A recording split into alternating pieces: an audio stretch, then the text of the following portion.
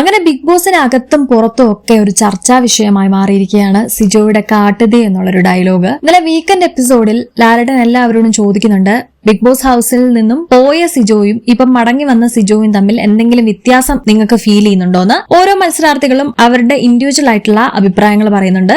എല്ലാവരും കുറച്ച് സിജോയെ പൊക്കിയടിച്ച് തന്നെയാണ് പറയുന്നത്. എന്നാൽ ജിൻഡോയോട് ലാലേട്ടൻ ചോദിക്കുന്നുണ്ട്, മടങ്ങി വന്ന സിജോയെ കുറിച്ച് എന്താണ് അഭിപ്രായം എന്ന് ചോദിക്കുന്നു. ജിൻഡോ വ്യക്തമായിട്ട് പറയുന്നത് ഇങ്ങനെയാണ്: സിജോ മടങ്ങി വന്നതിന് ശേഷം എന്നെ സിജോ ടാർഗറ്റ് ചെയ്യുന്നതായിട്ടാണ് എനിക്ക് ഫീൽ ചെയ്യുന്നത്.